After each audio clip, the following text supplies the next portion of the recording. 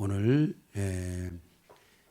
마태복음 15장을 통해서 예수님의 사역을 통한 교훈 11번째 말씀을 보도록 하겠습니다. 오늘 말씀은 지난주 말씀 서론을 좀 보고 본론에 가서 오늘 말씀을 두 개의 대지로 나눠서 함께 은혜를 나누기 원합니다.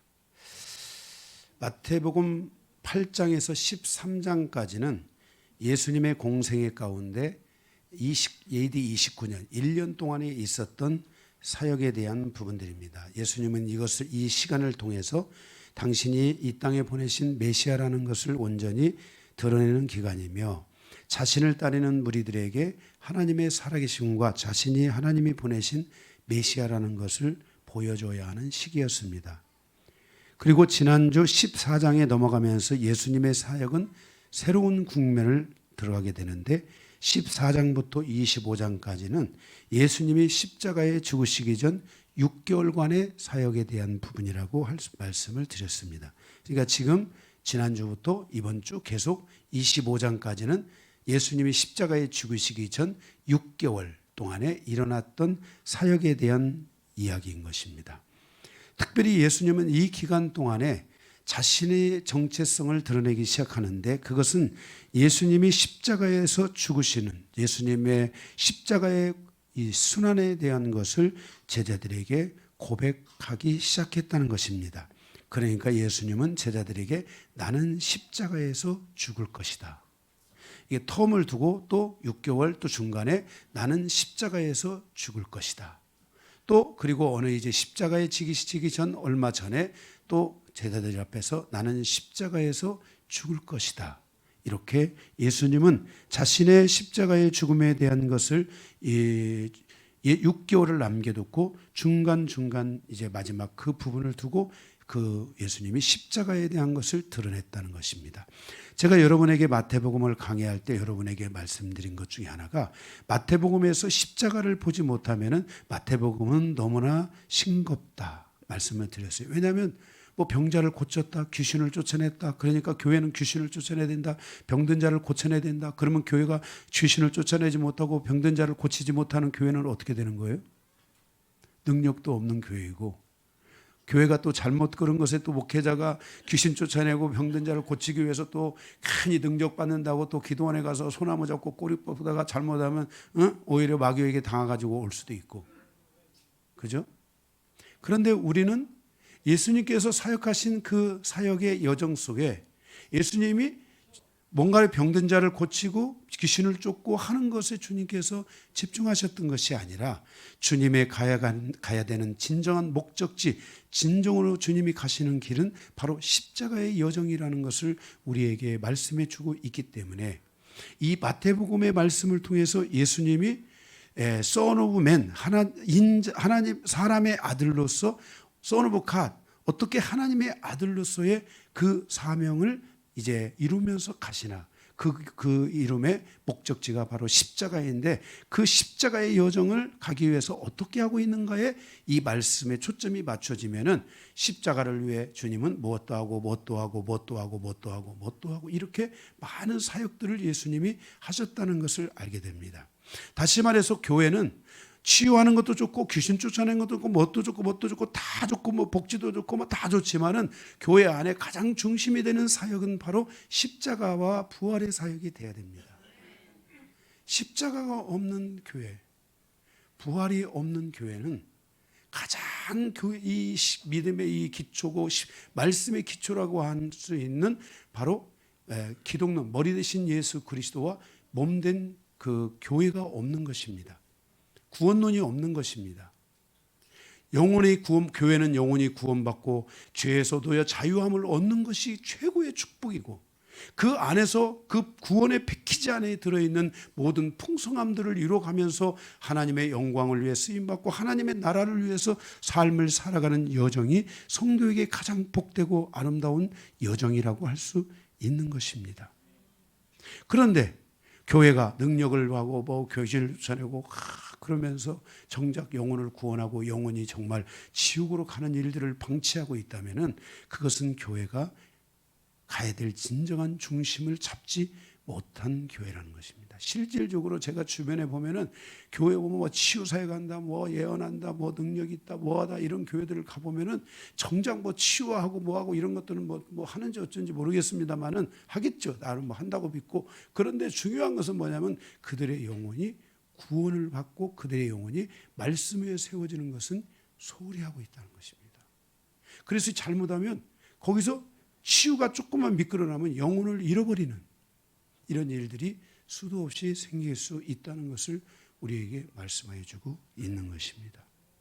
우리는 오늘 이 마태복음을 보면서 예수님의 여정 가운데 이 십자가의 여정을 보는 것이 가장 중요합니다.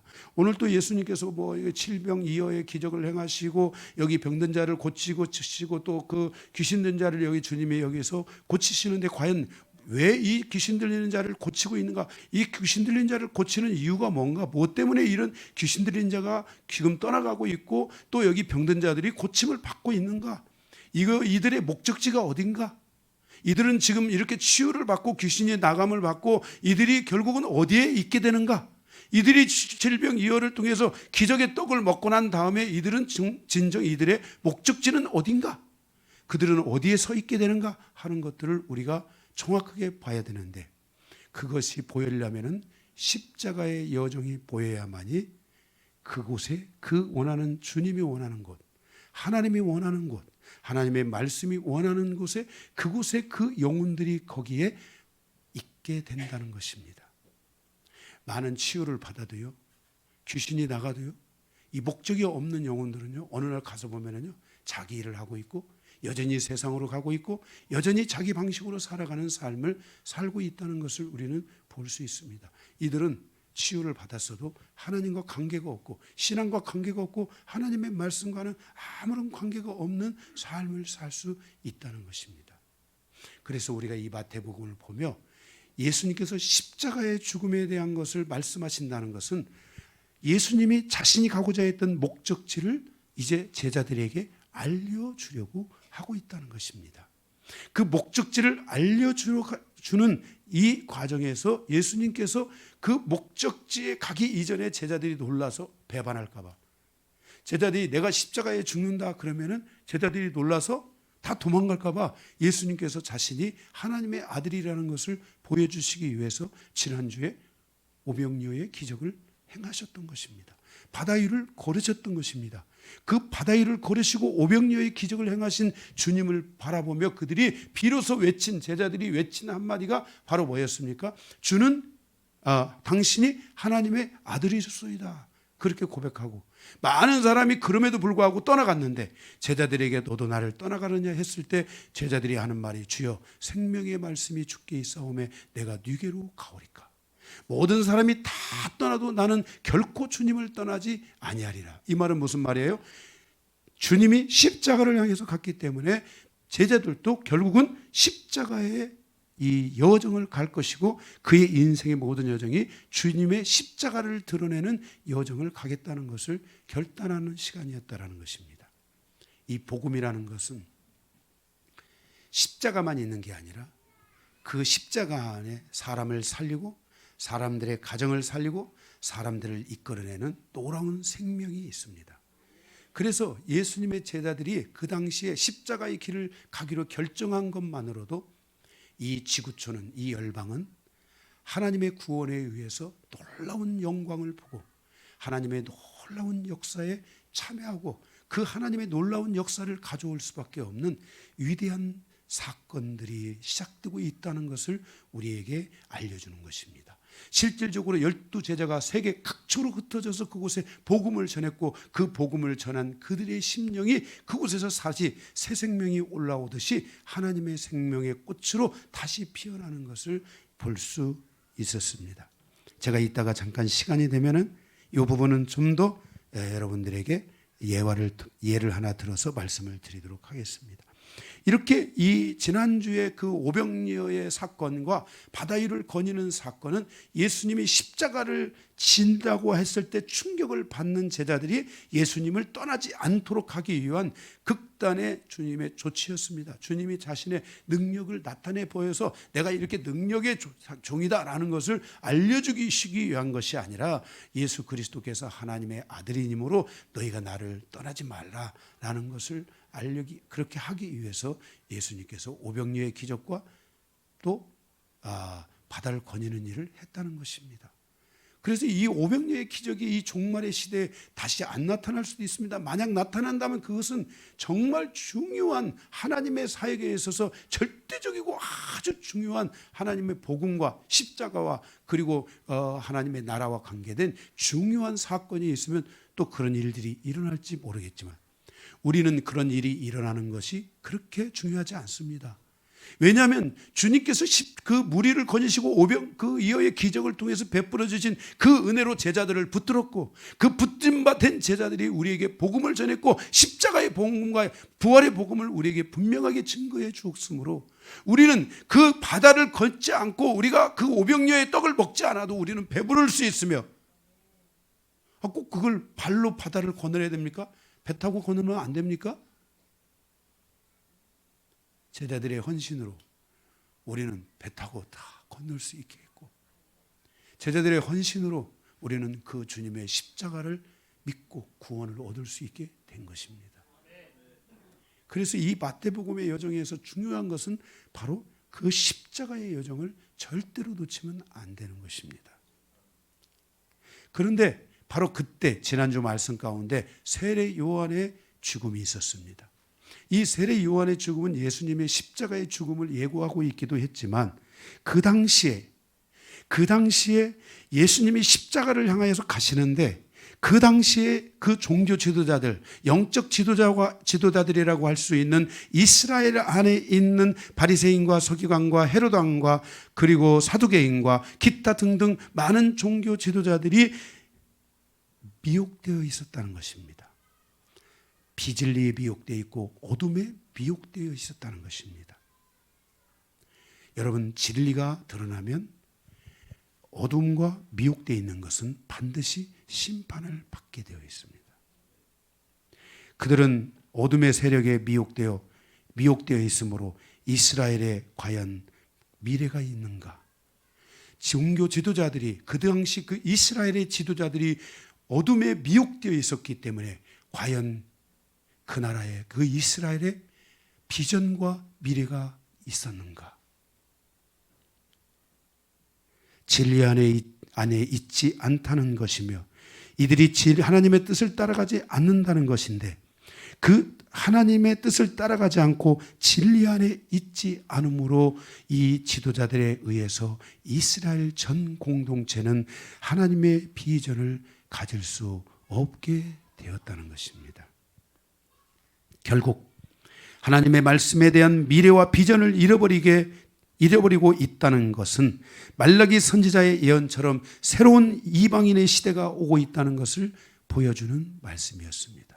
이스라엘의 시대는 이제 끝나고 새로운 이방인의 시대가 오며 이방인의 충만한 수가 채워지는 그때까지 유대인들은 뭐예요? 미련하게 있고 여전히 그들은 하나님의 이 말씀 앞에 깊이 다가오지 못하게 될 것이라는 것을 우리에게 보여주고 있는 내용인 것입니다. 바로 그 정점에 세례 요한의 죽음이 있었던 것입니다. 그리고 그 말씀을 그와 같이 결국은 비전이 없는 이스라엘은 그 뒤로 30년이 지난 뒤에 로마의 티투스 장군에 의해서 공격을 받고 나라가 완전히 멸망하여 2000년 동안이나 나라 없는 자들로 여러 그 국가의 지방에 유리함에 사는 백성이 된 것을 우리는 잘 알고 있습니다. 비전이 없으면 결국 나라가 망하게 되는데 우리의 삶의 진리를 잃어버리고 지도자들이 미혹되기 시작하면 바로 우리도 그런 길을 갈 수 있다는 것을 보여주고 있는 것입니다. 한국교회도 마찬가지입니다. 한국교회도 하나님의 말씀에 집중해야 하는 시대를 살고 있습니다. 하나님의 말씀을 통해 비전과 미래가 열려야 합니다. 영적인 지도자들이 하나님의 뜻을 따라 살지 않는다면 그것은 곧 하나님 말씀 밖에 있다는 것을 말합니다. 많은 영적 지도자들이 한국 교회가 말씀 앞에 서야 한다고 외치고 있습니다. 이번에 우리 교단에서 했던 제주도 영성 집회에서도 많은 분들이 한국 교회가 하나님의 말씀 앞에 서야 된다고 외쳤습니다. 과연 그들은 설교하기 위해서 외친 것인지, 정말 그들이 돌아가서 그 백성들, 그 하나님의 자녀들을 말씀 앞으로 이끌 것인지는 질문해 봐야 합니다. 그들은 하나님의 말씀에 목숨을 걸지 않고 있으며 말씀 앞에 깊이 나아가지 못하고 있습니다. 이 땅의 한국교회 모든 주의 종들은 지금이라도 늦지 않았다고 생각합니다. 말씀 앞에 깊이 다가가야 됩니다. 말씀만 전하는 교회들이 돼야 됩니다. 하나님 말씀에 목숨을 거는 한국교회가 돼야 됩니다. 이스라엘이 멸망에 이르렀다는 것은 어느 국가 어느 누구든지 심판을 받고 멸망에 이를 수 있다는 것을 우리에게 알려주는 아주 무서운 경고의 메시지인 것입니다. 그러므로 세례 요한의 죽음을 통해서 바로 그 사회가 얼마나 미혹되어 있는지를 우리에게 보여주었는데, 우리 영광교회뿐만 아니라 이 땅의 한국교회가 말씀을 떠나 있지 않기를 원하며 내 뜻대로 가고 목사계자의 뜻대로 가고 어느 누군가의 힘에 의해서 움직여지는 교회가 아니라 하나님의 뜻이 무엇인지 읊조리고 하나님의 뜻이 무엇인지 기도하고 하나님의 뜻이 구하는, 처음에만 어렵지 한번 하나님의 뜻을 구하는 이 여정이 시작되면은 그 삶은 너무나 아름답고 너무나 복되고 너무나 축복된 여정이라는 것을 우리는 분명하게 말씀을 드릴 수 있을 것입니다. 지난주에 바로 십자가의 여정 안에 있었던 이러한 말씀들을 통해서 우리가 함께 은혜를 받았습니다. 오늘 본문 15장은 예수님께서 십자가의 순환을 선포하시기 전 이방인과 이스라엘 땅에서 일어났던 이야기들에 대한 것입니다. 오늘 이 이방인과 이스라엘 땅에서 일어났던 이 이야기들, 이 사건들이 주는 교훈이 무엇인가 우리가 함께 생각하면서 다시 한번 은혜를 나누기를 원합니다. 오늘 말씀은 크게 두 가지로 나눠서 말씀을 나눈다고 했습니다. 첫 번째입니다. 1절에서 20절에 있는데 전통과 말씀의 충돌을 통한 교훈입니다.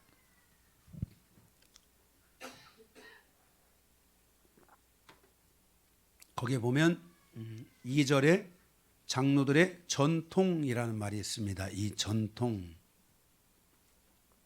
전통이라는 말이 있습니다. 그 다음에 3절에 보면 하나님의 계명이라고 있습니다. 이 전통과 계명의 충돌에 대한 것들을 우리가 함께 또 보도록 하겠습니다. 이스라엘의 진리에 대한 정체에 머물러 있는 것들은 곧 이방인의 시대를 예고하고 있다는 것을 우리에게 말씀해 주고 있는 것입니다. 자, 여기 보십시오. 십자가의 여정이 예수님의 십자가가 지금 이스라엘 땅에서 일어나고 있는데 그 십자가의 로드, 그 여정이 이스라엘 땅에서 열리는데 이 십자가의 여정이 이스라엘 땅에 머물지 못하고 어디로 가는 거예요? 이방인의 땅으로 지금 가고 있다는 것을 우리는 여기서 생각해 보셔야 됩니다. 아까 왜 그런 거예요? 바로 이스라엘의 영적 지도자들이 진리에 대하여 미혹되어 있기 때문에 예수님을 잡아야 한다면 십자가를 잡아야 되는데 그들이 예수님도 놓치고 십자가도 놓치니까 예수님의 십자가도 머물게 하지 못하고 예수님도 머물지 못하게 하니까 예수님과 예수님의 십자가가 이방인을 향하여 가고 있는 것들이 드디어 서서히 드러나고 있다는 것을 이 예수님의 사역을 통해서 우리가 깊이 다시 한번 돌아볼 수 있어야만 한다는 것입니다. BC 520년에 에스라에 의해서 유대교가 세워집니다. 그리고 페르시아의 지배를 거쳐 BC 300년에 헬라의 지배를 받으면서 이들의 전통, 장로의 전통, 유대교의 전통은 더욱 강해졌습니다. 그리고 이스라엘은 이 전통에서 벗어나지 못하게 됩니다. 유대인들은 유대교 사상이 너무나 크기 때문에 유대교 안에 있는 전통을 고수하고 그 전통을 따르지 않는 사람들은 전통적인 유대인이 아니라고 오히려 공격을 하며 그들에게 죄를 뒤집어 쓰고 죄를 물었습니다. 이들의 이러한 전통으로 말미암아 예수님과의 충돌이 계속 성경에 일어나고 있는 것을 우리는 볼 수 있었습니다. 오늘 또 지금 제자들이 손을 씻지 않고 밥을 먹는 것에, 음식을 먹는 것에 대하여 그 전통을 어겼다고 하여 지금 이들이 예수님을 향하여 흠집을 내고 예수님에게 트집을 잡기 위해서 온 것입니다. 2절에 보면 제자들이 떡을 먹는데 손을 씻지 않는 것을 바리새인들이 트집 잡죠.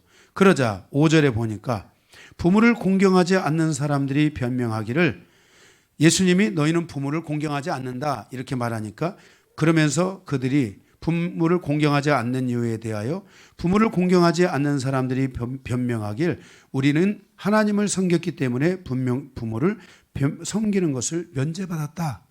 이게 지금 이런 전통들이 있다는 거예요. 이게 물은 거예요. 목사님, 부모를 섬길까요? 교회를 섬길까요? 물은 거예요. 그러니까 야, 그러면은 예수님 같으면 그랬겠죠. 부모도 섬기고 교회도 섬겨라 이렇게 했죠.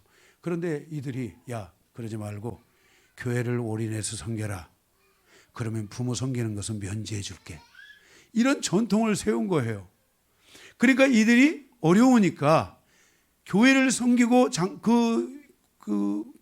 하나님을 섬기는 것은 여기서 교회를 섬기고 이스라엘 공동체를 섬긴 거예요. 그것 때문에 부모를 섬기지 않아도 된다는 면죄부를 준 거예요. 그러면 그것이 성경을 위배하는 거예요? 아니에요. 성경을 위배하는 거예요. 그게 왜? 성경을 따라 살지 않고 그들의 전통을 따라 사는 거예요. 그러니까 성경보다도 뭐가 더 위에 있어요? 전통이 더 위에 있는 이런 아픈 현실이에요. 그리고 그걸로 말미암아서 자꾸만 뭘 하냐면 하나님의 말씀을 범하게 되고 하나님의 말씀 밖으로 가게 되고 하나님 말씀보다는 다른 제도나 다른 전통을 더 우선시하는 이런 것들을 우리가 가지고 살아가게 된다는 거예요. 4절에 부모를 공경하라는 하나님의 말씀에 불순종하고 있는 것을 말씀하십니다. 17절에서 20절에 보면은 그러면서 하나님 앞에서 중요한 것은 너희가 하나님의 말씀대로 살아가지 못하고 하나님의 뜻대로 살아가지 못하고 너희가 그것 때문에 너희들이 전통이나 다른 질서를 따라감으로 해서 너희들의 마음이 더럽혀져 있고 하나님의 말씀에서 떠나 있는 것들에 대하여서 너희가 너희 자신을 씻어야 되는데 너희는 너희 마음에서 그런 것들을 씻지 않으면서 너희는 밥 먹을 때 손 안 씻었다고 그것 때문에 지금 우리를 트집 잡고 우리에게 죄를 뒤집어 씌우고 우리 전통을 어겼으니까 당신들은 죄를 지었어 하고 우리를 향하여 협박을 하려고 하는데 그게 말이 되냐 하면서 주님께서 말씀하시기를 손을 씻는 전통에 따라서 손을 씻는 것보다 더 중요한 것이 너희가 마음을 씻을 줄 알아야 된다 하면서 주님이 중요한 영적 질서를 말씀하여 주십니다. 그러면서 거기 아주 정말 리얼한 것들이 있죠. 거기에 예수님이 말씀하신 것 가운데 보면 입으로 들어가는 모든 것은 어디로 가요? 입으로 가는 것은 배로 들어가서 결국 어디예요? 똥만 뺐지 다 밑으로 빠진다 하는 것을 우리에게 말씀해 주고 있죠. 아주 주님 리얼하게 말씀하시면서 그러면서 18절에 주님이 여기 중요한 것을 말씀하시는데 입에서 나오는 것들은 마음에서 나오나니 그랬어요. 그러니까 우리가 입에서 나오는 많은 것들이 결국은 어디에서 나오는 거라는 거예요? 마음에 있는 것, 카르디아인데 이 카르디아라는 것은 우리 마음, 우리의 심령, 우리 중심을 가리키는 거예요. 말 그대로 마음이에요. 우리 마음에 있는 것이 우리 입으로 탁 튀어나간다는 거예요. 우리 마음에 있는 것들이 우리 입을 통해서 내뱉는다는 거예요. 그래서 중요한 영적 질서 중에 하나가 마음이 청소되지 않은 사람들은 마음에 있는 악한 것들이 입을 통해서 밖으로 나올 수 있다. 그래서 말에는 영이다. 말에 영이 있다. 이런 말들이 쓰는 거고요. 왜? 마음에 있는 것이 마음은 영인데 지성소잖아요. 그것이 밖으로 나오기 때문에 바로 그런 부분들을 우리가 주의해야 된다. 사람의 말을 잘 들어보면 그 말에 있는 것들이 자기 안에서 영적으로 어떤 공격을 받고 있다든지 이런 것들이 있을 때, 생각의 공격이나 이런 것들이 있을 때 그것이 결국 밖으로 튀어나올 수 있다는 것을 우리는 기억해야 돼요. 그러면서 말씀하시기를 우리의 마음에 있는, 주님은 우리의 입의 악함을 책망하려고 하는 것이 여기서 아니고 우리 입이, 너가 더럽다, 너의 입이 이렇게 더러워, 네가 마음이 더러우니까 네 입이 더럽지, 이것을 주님이 책망하려고 하는 게 아니에요. 이걸 이렇게 받으면 안 돼요. 그것이 아니라 우리의 마음을 씻는 신앙생활이 돼야 된다라는 것을 말씀하고 있어요. 그러니까 여러분들이 교회에 와서 일주일 동안 계속 씻어내야 될 것 가운데 하나가 여러분의 마음을 씻어내고 여러분의 생각 속에 들어와 있는 공격들을 여러분들이 씻어내야만 하는 것입니다. 여기 마음은 영이지만은 이 마음 안에는 생각도 포함되어 있는 부분들이에요. 영의 기능이기 때문에. 그래서 여러분들이 거기에 우리가 소개했는데 마음에 있는 악한 생각, 추론하고 기억하고 계산하는 이런 악한 것들을 추론하고 기억하고 계산하는 것을 씻어내라 말씀했어요.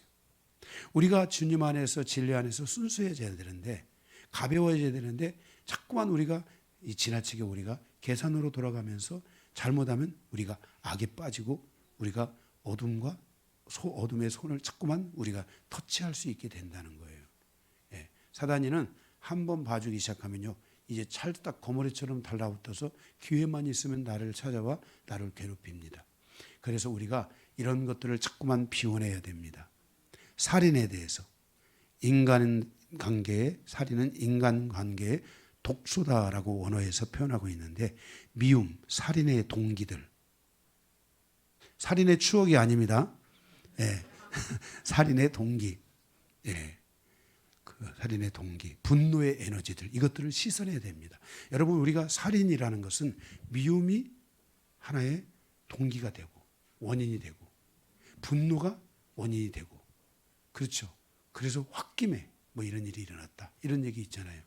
그래서 이런 살인에 대한 모든 동기들을 미리미리 우리 인생에서 다 씻어내는 시간이 좀 필요합니다. 그 다음에 간음과 음란, 이건 육체를 더럽히는 행위와 우상 숭배들을 말합니다. 여러분들이 육체를 더럽히는 행위들, 이런 부분들에 대해서 우리가 정말 깨어 있어야 됩니다. 요즘은 정말 이런 우리 학생들도 잘 기억해야 됩니다. 요즘 이성관계의 첫 출발점이 만남이 아닙니다. 요즘 육체적인 행위입니다. 지금 한 중학생, 초등학생 6학년, 중학교 1학년, 중학교 2학년 이 정도 되는 아이들의 만남의 첫 출발이 육체적 관계입니다. 그 정도로 지금 우리 시대가 얼마나 이런 육체적인 행위들에 대하여 오염되어 가고 있는지, 요한계시록에 보면 도시가 음녀의 도시로 변화한다고 말씀했습니다. 바벨론이 큰 음녀의 어미이고 그 음녀의 딸들이 도시를 음란화시키는 여정들이 이루어지게 될 것이라고 성경은 경고하고 있습니다. 도둑질, 남의 것을 훔치는 것들에 대하여, 그것들을 남의 것을 가져가려고 하는 것들에 대하여 씻어내야 합니다. 거짓 증언, 사람들을 죽이기 위해서 거짓말을 하고 이간을 하는 행위, 사람들을 발로 밟고 저 사람들을 지배하고 저 사람들을 내 편으로 만들고 저 사람들을 이용해 먹기 위해서 하는 이러한 거짓 증언들, 이간하는 행위들, 이런 것들을 씻어내야 합니다. 비방, 하나님과 하나님의 말씀을 회방하는 신성 모독 등, 부부싸움하고 싸울 때도 하나님 말씀 가지고 싸우지 마세요. 제발 좀 부탁드립니다. 그렇게 말씀 갖고 싸우고 싶으면 충동이 막 올라오면 모차르트의 뭡니까? 음악을 좀 틀어놓고 좀 싸우세요.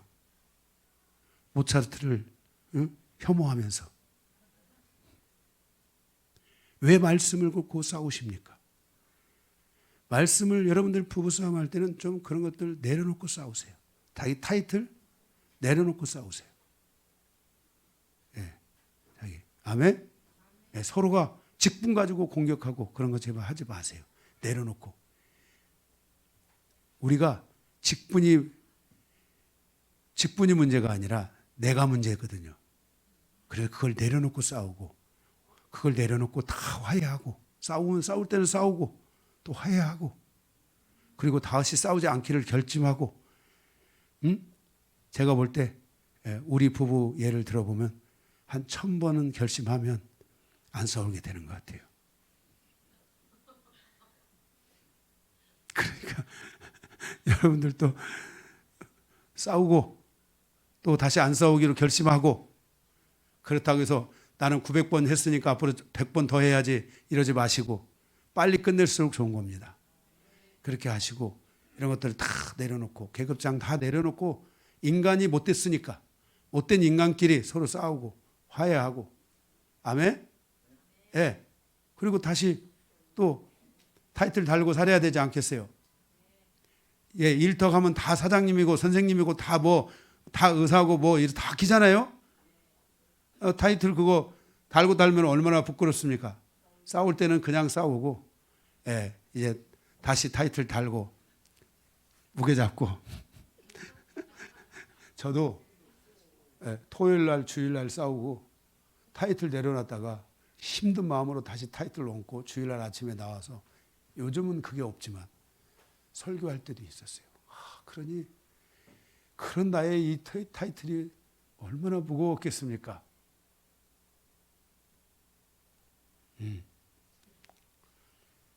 그래서 우리가 어쨌든 이 하나님의 말씀을 회방하고, 이 비방하고, 이 하나님 말씀을 범하여 신성 모독을 범하는 이런 일들은 하면 안 됩니다. 이것들이 있다면 여러분 청소하세요. 아멘? 이것들을 빨리 청소해야 돼요. 더군다나 하나님의 말씀을 회방하는 것들은 이거는 초를 넘어가면 안 돼요. 하루를 넘어가면 이거는 큰일 나는 거예요. 이거는. 그러니까 막 즉시 그것을 회개하고, 부부싸움 하면서도 속으로 웃으면서 회개하셔야 돼요. 겉은 좀 얼굴은 표정이 안 바뀌더라도 속으로 용서해 주십시오. 그러면서 용서를 구하고. 혹시 실수하고 넘어질 수가 있잖아요. 왜? 내 마음에 있는 것이 밖으로 톡 튀어나올 수도 있잖아요. 그런 것들을 잘 씻어내야 된다. 음식 먹을 때 손 씻는 게 전통? 그게 중요한 게 아니라는 게 예수님은. 정말 중요한 것은 너희 마음이 씻어져야 된다. 예수님이 이것을 우리에게 지적하여 주고 있는 것입니다. 유대인들은 이러한 죄와 악에 대하여 회개하지 않았습니다. 예수님이 이렇게 말씀을 하시는데도 이들은 회개하지 않았습니다. 그러나 이방인들은 이러한 죄와 악에 대하여 진실한 마음으로 회개하기 시작했으며, 주님의 십자가의 여정이 유대인에게서 이방인으로 드디어 흘러 들어오기 시작하면서 우리가 그 복음을 받았고, 그 복음을 받은 우리는 회개했던 것입니다. 오늘 이 말씀을 듣고도 여러분 한 주간 동안 자신들의 마음에 이 오염된 것들을 놓고 회개하며 자기 마음을 씻어내는 영혼들이 이방인 가운데 분명히 있을 것이라고 믿고 있습니다. 왜냐하면 이 십자가의 여정이 지금 어디에 머물러 있습니까? 이방인 가운데 그 여정이 머물러 있기 때문에 우리는 그렇게 할 것이라고 저는 믿는 거예요. 오늘 이 말씀을 듣고 여러분 마음을 씻어내십시오.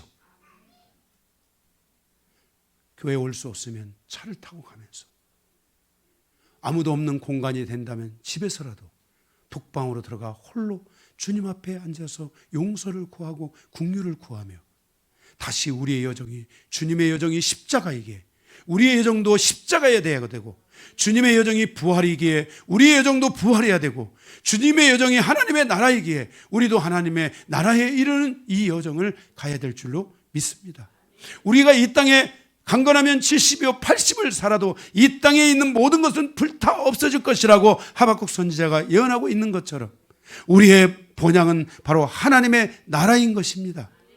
우리가 여기서 영원히 사는 것이 아닙니다. 윤회설에 의하면 우리는 죽으면 뭐 짐승이 되든 돼지가 되든 뭐가 되든 다시 태어날 것을 생각하지만 그것은 어디까지나 매우 정말 저속한 그러한 해석인 것입니다.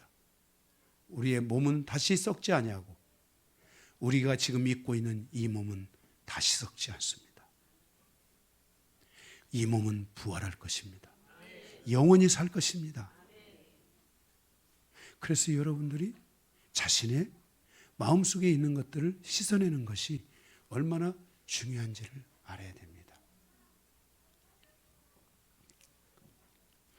고인물이 썩어가듯이 이스라엘 사회는 점점 썩어져 갔습니다. 하나님의 복음은 멈추지 않고 있고 계속 흘러갑니다.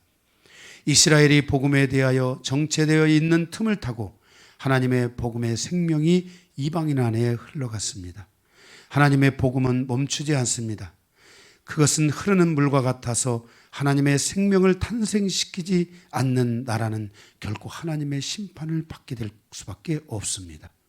그러므로 우리는 안심하다 할 수 없으며 하나님의 생명이 나를 통해서 흘러가도록 하나님께 집중해야 되고, 이 말씀이 나를 통해 흘러가서 내 가정에 흘러가는 이 물을 우리는 에스겔 47장에 생명의 물 강물이라고 말하고, 그 강물이 바다에 흘러들어가 바다를 살린다고 말했습니다.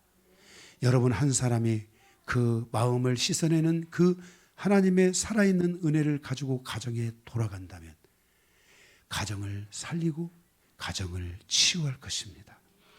우리의 가정은 작은 바다입니다. 우리의 일터도 작은 바다입니다. 우리가 살아가는 우리 사회도 작은 바다이며 열방은 가장 큰 바다라고 할 수 있습니다. 강이 바다를 살리는 것처럼, 바로 바다의 생명이 강에 있는 것처럼 우리가 주님의 생수의 강이 우리 안에 흘러 넘치게 함으로, 말씀의 강이 흘러 넘치게 함으로 우리가 이 말씀을 가지고 내 마음을 씻어낼 때 그 씻어낸 그 생명의 물이 우리의 가정을 살리고 우리의 일터와 열방을 살리게 될 것입니다. 사랑하는 성도 여러분, 여러분의 마음을 씻어내는 그 일을 게을리하지 마시기를 주님의 이름으로 축복합니다. 멈춰있는 고인물은 썩어가지만 생명이 있는 물은 계속 흘러갑니다. 이 하나님의 말씀이 우리의 생명을 향하여 계속 흘러갈 수 있도록 여러분들이 그렇게 주님께 집중하고 말씀께 더 집중하시기를 바랍니다. 두 번째, 하나님의 복음의 확장과 공평하신 하나님을 통한 교훈입니다. 여기에 번호가 3개가 있는데 말씀을 좀 간단하게 보겠습니다. 첫 번째는 이방인의 소자들입니다. 예수님께서 여기 첫 번째 21절에서부터 28절에 보면 두로와 시돈 지방으로 예수님이 가십니다. 이 두로와 시돈은 지금의 시리아, 전쟁으로 굉장한 고충을 치르고 있는 시리아, 바로 그곳에 두로와 시돈이 있습니다. 이것은 그 당시에 지금도 마찬가지로 이방인의 땅이었습니다. 가나안 여인이 믿음을 갖게 되었는데 예수에 대한 말씀을 듣고 그녀는 겨자씨만한 믿음, 아주 작은 믿음이지만 그 믿음을 갖게 되었고, 그 믿음의 성장과 그 믿음의 실천을 통해서 예수님의 놀라운 역사가 이방인 땅에서 꽃을 피기 시작하고 있는 것을 우리는 볼 수 있습니다. 바로 그 이방인 땅에서 예수님 주변에서 치유받고 회복되는 사람들, 이들을 가리켜 성경은 소자 공동체라고 말합니다. 바로 이 소자 공동체가 이방인 교회의 씨가 되어서 이방인 지역에 복음이 전해졌고 그곳에 교회가 세워졌고 그 소자들에 의해서 하나님의 교회가 이제 확장돼 가며 겨자씨만한 믿음들이 그곳에서 자라고 성장하여 폭발적인 역사를 가져오는 장면이 사도행전에 그대로 나타나 있습니다. 그래서 우리가 누가복음은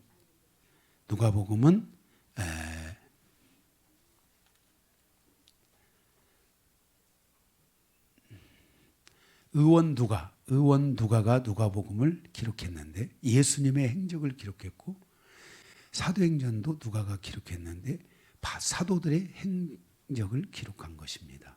그래서 누가복음을 보더라도 바로 이 소자 공동체들이 어떻게 탄생하는지를 잘 보여주고 있습니다. 성경에서 말하는 소자 공동체라는 것은 예수님을 통해 치유받은 자, 예수님을 통해 십자가를 만난 자, 예수님을 통해 복음을 듣게 된 자, 예수님을 통해 하나님의 나라를 알게 된 자, 이들이 모여서 성경에 바로 70여 형제라고 표현하고 있고 이들을 성경에 소자 공동체라고 말하고 있는 것입니다. 그래서 예수님의 제자들에게 말하기를 너희 중에 소자 한 명을 잃어버리면 너희 중에 누구든지 소자 한 명을 실족시키는 사람은 차라리 네가 연자맷돌을 메고 바다에 죽어라 이렇게 말할 정도로 소자가 굉장히 성경에 중요해요. 소자가 바로 이제 이 사도행전으로 가게 되면은 소자가 전 세계에 흩어져서 교회를 이루는 뿌리를 역할을 하게 되는 그런 아주 중요한 역할을 하는데 바로 여기 오늘 예수님께서 이 두로와 시돈에 가서 여기 한 여인을 만나는데 이 여인도 바로 소자 중에 한 명이라고 볼 수 있습니다. 이방인을 통해서 나타나고 있는 놀라운 하나님의 역사는 곧 이방인이 겨자씨만한 믿음이라도 그것을 주변에 있는 사람들에게 날라다주고 그 믿음을 받은 이방인 사회가 하나님의 복음에 의해서 하나님의 생명으로 충만해지는 놀라운 역사가 일어날 것을 우리에게 보여주고 있다는 것입니다. 드디어 주님의 십자가가 하나님의 복음이 이스라엘 땅에 머물러 있지 않고 이방인들을 향하여 서서히 지금 다가가고 있는 것을 우리에게 보여주고 있다는 것입니다. 가나안 여인의 한 사람의 치유가 아닌 이방인들 안에 일어나고 있는 복음의 속도가 얼마나 빠르게 퍼지고 있는지를 우리에게 보여주는 내용이라고 할 수 있을 것입니다. 이 지금 이 두루 시돈에 있는 가나안 여자는 예수님을 통해 이 믿음을 갖고 이 놀라운 치유를 얻고 이 놀라운 역사를 일으켰는데 이가 하나님을 떠났겠습니까? 예수님을 떠났겠어요? 절대로 떠나지 않았을 겁니다. 바로 이들이 소자 공동체가 되는 것입니다. 하나님의 복음은 전진성이 있고 확장성이 있어서 계속해서 하나님의 복음이 가는 곳에서 하나님의 놀라운 역사들이 일어나고 그 놀라운 역사를 통해서 하나님의 놀라운 영광이 드러나게 된다는 것입니다. 죄와 악과 고통과 상처에 눌려있던 사람들이 하나님의 생명의 복음을 통해서 자유를 얻고 그곳에 다시 소생케 되고 살아나게 되는 역사들이 있다는 것입니다. 제가 말레이시아에 한 10여 차례 갔었습니다. 그리고 그곳에 가서 사역을 할 때가 있었는데 그곳에서 사역을 하면서 말레이시아에 있는 사람들이 그 땅은 우상 숭배에 쩌들어 있는 사람입니다. 집집마다 다 우상의 그 우상을 섬기는 그 단지들이 있고 향을 피우고 그들이 우상 숭배하고 그리고 그 마을의 중심에는 그 우상의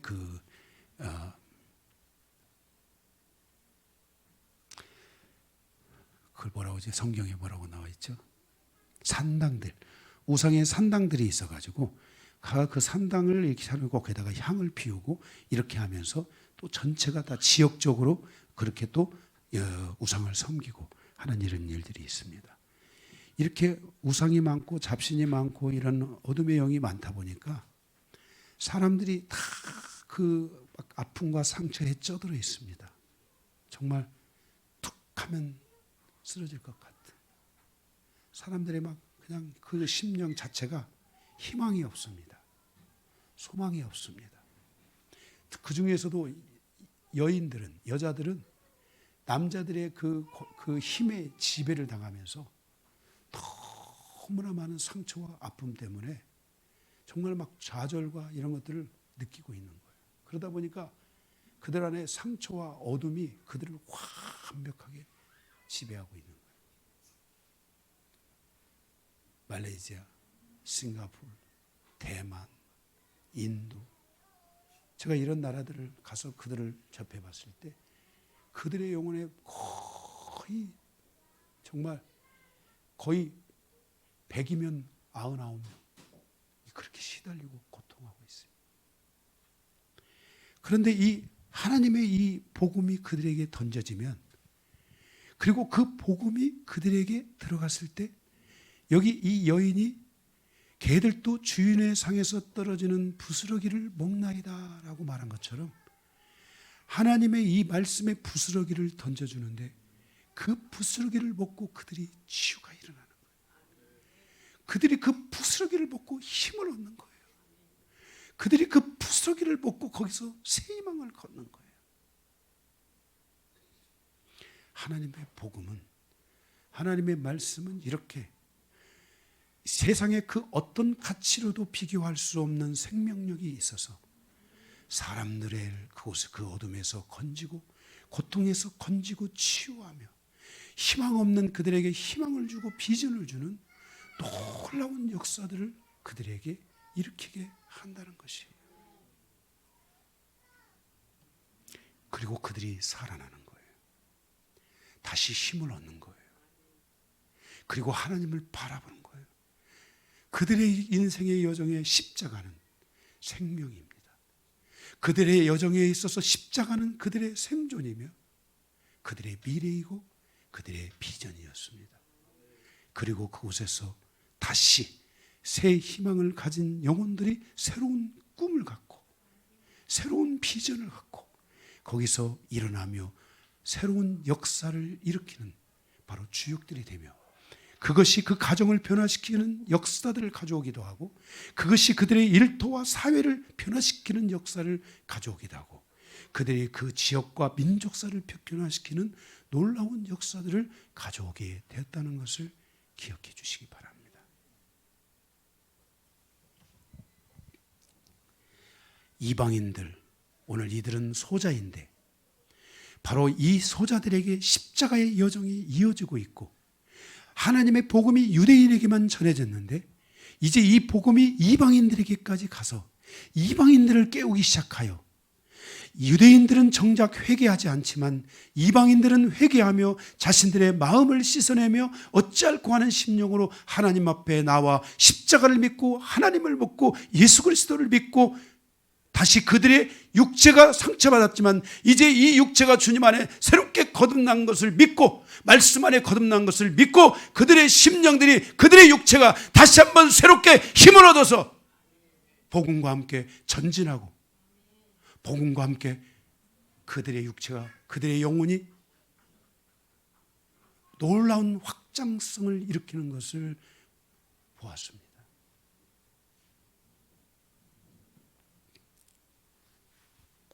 사랑하는 성도 여러분, 오늘 이 한 이방인의 귀신에 떠나가는 사건과 이 치유의 이 사건과 이 믿음의 사건은 겨자씨만한 믿음이 그들에게 왔는데 그들이 그 믿음을, 그 씨를, 믿음의 그 씨를 버린 것이 아니라 그것을 가지고 끈기 있게 예수님을 붙잡았다는 것입니다. 그러므로 주님이 28절에 그들의 믿음을 축복하십니다. 주님이 그들의 믿음을 축복하셨다는 것은 그 여인과 그들의 가정과 그 지역에 하나님의 놀라운 역사가 시작됐다는 것을 우리에게 보여주고 있는 것입니다. 이렇게 하나님의 복음은 시리아를 거쳐서 터키와 유럽으로 하나님의 복음이 점점 더 왕성하게 퍼져서 그 복음이 남미와 북미와 아시아권에 이르기까지 퍼지고 번져갔다는 것을 기억해 주시기 바랍니다. 여러분, 그래서 우리의 삶에 무엇보다 중요한 것은 주님의 십자가가 우리를 향해 있다는 것입니다. 주님의 말씀이 우리를 향해 있다는 것입니다. 우리는 이 영광을 잃어버리면 안 됩니다. 이 말씀의 은혜를 잃어버리면 안 됩니다. 주님의 이 십자가가 헛되지 않게 해야 됩니다. 다시 주님의 이 십자가의 방향성과 목적지가 다른 곳으로 가지 않도록 해야 하는 것입니다. 그러므로 우리는 말씀 안에 깨어 있어야 됩니다. 주님을 붙들고 주님 안에 깨어 있어야 됩니다. 사랑하는 성도 여러분, 이 세상에 지식만 쫓아갈 것이 아니라 우리를 창조하시고 우리를 구원하시고 우리를 다시 부활에 이르게 하실 그 예수 그리스도를 여러분 바라보시기 바랍니다. 그리고 그분과 함께 여러분의 여정을 살아가시기 바랍니다. 결코 후회하지 않으실 것입니다. 두 번째, 유대인의 소자들입니다. 주님은 이방인에게 구원을 베푸셨지만, 이방인에게 십자가의 여정을 주셨지만 유대인에게도 그 은혜를 결코 멈추지 않으셨습니다. 여기 오늘 본문의 말씀에 보게 되면 29절에 31절에 많은 사람들이, 거기서 유대인의 많은 사람들이 다시 치유를 받고 있는 것을 보게 됩니다. 바로 이들도 겨자씨만한 믿음이 있는 사람들, 정말 버려진 자들일지도 모릅니다. 그러나 이들은 겨자씨의 믿음을 가지고 그들이 그 하나님 예수님께 의탁했고, 그리고 예수님께서는 그들을 치유하시고 그들이 소자 공동체를 이루는 대열에 들어가서, 그리고 거기 31절 맨 마지막에 그들이 하나님께 영광을 돌리는 놀라운 장면을 볼 수 있습니다. 그래서 초대교회, 이들이 흩어질 때, 이 소자들이 흩어질 때 유대인에게, 이스라엘에 머물지 않고 이 모든 사람들이 다 이방인으로 흩어져서, 이방의 에베소 교회 가보면 유대인 절반, 이방인 절반. 골로새 교회 가보면 유대인 3분의 1, 버가모 3분의 1, 그리스 3분의 1. 고린도 교회 가보면 이방인이 있고 또 유대인이 있고 이방인이 있고. 그래서 초대교회 이 소자들이, 이 소자 공동체가 이 하나님을 통해, 예수님을 통해 치유받은, 십자가를 만나고 십자가의 역사를 경험한 이들이 바로 세계 곳곳에 가서 사람들을 살리는, 그 당시에 귀신 들리고 아프고 고통하고 상처하고 정말 이랬던 영혼들을 살리는 이런 놀라운 역사들을 바로 이들이 가서 이루게 함으로써 오늘날에 우리가 살아가는 이 시대에 지금 이르게 되는 것입니다. 주님은 이방인 소자들만이 아니라 유대인 소자들에게도 계속해서 은혜를 베풀어 주셨습니다. 마지막 세 번째, 하나님의 복음의 확장과 공평하신 하나님의 역사들에 대해서 보고 말씀을 마치겠습니다. 하나님은 공평하신 하나님이십니다. 잘난 자나 못난 자나, 가진 자나 없는 자나, 배운 자나 못 배운 자나, 유대인이나 이방인이나 할 것 없이 믿는 자나 믿지 않는 자나, 하나님은 모든 이에게 공평하신 하나님이십니다. 하나님은 이방인들을 구원하고 회복하여 그들을 통해서 새로운 공동체를 탄생시키셨습니다. 예수님의 사역이 유대인에게만 그친 것이 아니라 이방인에게까지 공평하게 증거되고 역사되었다는 것을 우리는 기억해야 합니다. 우리가 지난주에 봤던 오병이어의 기적은 이방인 땅에서 일어난 것입니다. 그리고 우리가 오늘 본 32절에서 39절에 있는 칠병이어의 기적은 유대인 땅에서 일어난 것입니다. 하나님은 유대인에게만, 믿는 자에게만 특혜를 주는 것이 아니라 하나님은 이방인에게도 오병이어의 기적을 주시고 유대인에게도 칠병이어의 기적을 주시는 공평하신 하나님이십니다. 그래서 하나님의 역사는 누구에게나 공평합니다. 믿는 자라고 더 특혜가 있는 것이 아니라 믿지 않는 자라고 해서 멸망받는 백성이 아닙니다. 제가 이미 소선지서를 통해서 공평하신 하나님에 대하여 여러분에게 말씀을 드렸지만, 북이스라엘의 멸망에 대하여, 남유다의 멸망에 대하여, 심판에 대하여 하나님께서 선포하실 때 하나님은 요나를 보내서 아수르 제국의 왕에게 아수르의 심판을 명했습니다. 하나님은 유대인뿐만 아니라 이방인에게도 똑같이 하나님의 심판을 선포하셨습니다. 그런데 그때 이스라엘 안에는 유다 지파는 회개하고 돌아오고 북이스라엘 지파는 회개하고 돌아오지 않아서 BC 722년에 완전히 멸망을 받았고, 그 당시에 똑같은 시기에 아수르는 그 개까지도 회개를 시켰다는 말이 있잖아요. 아세요? 그들이 회개하고 돌아와서 하나님의 심판을 면한 겁니다. 그러니까 회개하고 똑같이 이스라엘이나 이방인에게 하나님이 심판이 있다는 것을 똑같이 선포하셨는데, 거기서 유일하게 돌아오지 않은 이들이 바로 북이스라엘입니다. 그래서 북이스라엘은 하나님의 심판을 받는데, 처참한 심판, 그것을 우리는 성경은 싹쓸이 심판이라고 말합니다. 사랑하는 성도 여러분, 하나님의 복음은 믿는 자에게만 향하고 있는 것이 아니라 믿지 않는 자에게도 동일하게 향하고 있다는 것을 기억하시기 바랍니다. 하나님이 어떻게 말씀하실지는 다양하게 있지만 선지자들이 각각 다양하니까, 미가 선지자는 하나님의 말씀을 구체적으로 선포했고, 요나 선지자는 날아가는 새처럼 하나님의 심판이 임한다, 하나님의 심판이 임한다 하고 지나갔습니다. 니느웨 성을 향해서. 그런데 멍청한 니느웨 왕이 그것을 듣고 하나님의 심판이 임한대, 하나님의 심판이 임한대. 회개하자, 회개하자. 야, 남녀노소 모든 이들이 다 회개할 것이요, 3일 동안 금식을 하며 회개할 것이요, 개들도 금식하며 금식을 시켜라 해가지고 아수르 전 그 세계 제패했던 왕이잖아요. 전 아수르 제국이 회개를 함으로써 하나님의 심판을 면한 거예요. 똑같은 시기에 BC 720년경에 하나님은 공평하신 분이세요. 하나님의 주님의 십자가는 이방인을 향하여 유대인을 향하여 공평하게 있다는 것을 기억해 주시기 바랍니다. 예수님의 십자가가 우리 모두를 향하고 있습니다. 십자가의 복음은 믿는 자만을 위한 것이 아니라 믿지 않는 모든 자를 포함하고 있다는 것을 기억하며, 사랑하는 성도 여러분, 우리는 하나님 앞에 늘 겸허하고 믿는 자라도 나 자신을 돌아보고 내가 혹시 손 씻지 않는다고 누구를 향하여 책망하고 있지는 않은지, 내 마음을 씻어야 되겠구나 하는 주님의 가르침을 여러분들이 기억하고 십자가 앞에 겸허한 마음으로 서는 모든 성도들이 다 되시기를 주님의 이름으로 축복합니다. 말씀을 마치겠습니다.